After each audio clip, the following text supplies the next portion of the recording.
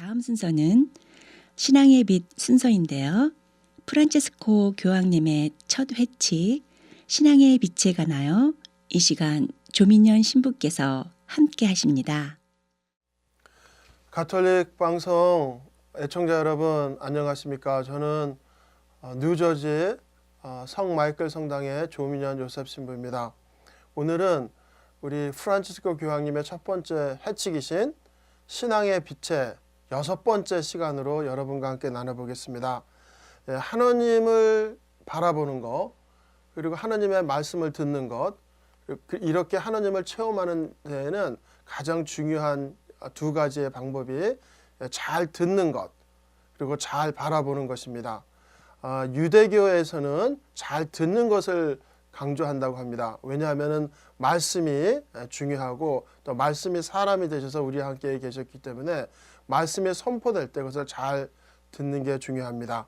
하지만 그리스인들은 잘 바라보는 게 중요한데 세상에 어둠이 가득 찼을 때 빛으로 오신 하나님을 알아보고 그 빛이신 하나님을 바라보는 게 무엇보다도 중요합니다. 이처럼 잘 보고 잘 듣고 하나님을 체험하는 것이 무엇보다도 중요합니다. 그래서 초대교회에서는 그리스도교인이 된다는 그 과정을 미스타고그라고 했는데, 그것은 하나님의 신비를 배우는, 그러니까 신비로운 체험에 들어가는 길이기 때문입니다. 이처럼 하나님을 체험할 때 그 놀라운 체험은 바로 하나님을 아주 가깝게 느끼는, 하나님과의 관계를 맺고 그 관계가 아주 가깝게 이루어지는 놀라운 체험을 말합니다. 여러분, 예수님께서 하나님을 아바라고 부르신 것을 다 알고 계시는데, 이 아바는 놀랍게도 우리말처럼 아빠, 굉장히 어린아이가 아버지를 부르듯이 아주 친숙하고 아주 가까운 표현이라고 합니다. 정말 놀라운 게 유대인이나 우리 한국 사람이나 아버지를 부르는 방법이 아주 가깝기 때문입니다.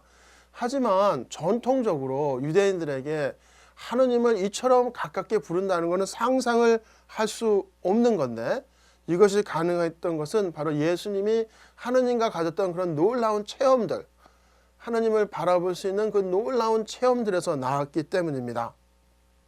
이러한 체험을 우리가 할 때, 즉 하나님의 빛을 바라봤을 때 우리가 깨닫는 것은 첫 번째, 바오로 사도가 고린토 1서 4장 7절에서 말씀하신 것처럼 우리가 갖고 있는 것 중에 우리가 받지 않은 게 뭐가 있느냐는 거죠. 우리가 갖고 있는 모든 것은 다 받은 거라는 거예요. 받은 거. 그래서 우리는 영원히 하나님한테의 빚장이라는 겁니다. 하나님이 우리에게 모든 걸 주셨다는 겁니다. 그래서 우리가 하나님 앞에 할 말이 아무것도 없다는 거죠.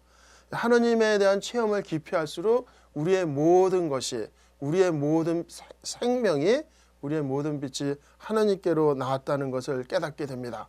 그렇기 때문에 우리가 고개를 돌려서 하나님 이외에 다른 것을 바라보는 것, 그러니까 하나님의 빛 말고 다른 세상의 빛을 바라보는 것, 하나님으로부터 멀어져서 다른 뭔가를 찾는 것 자체가 바로 우상 숭배일 수밖에 없습니다.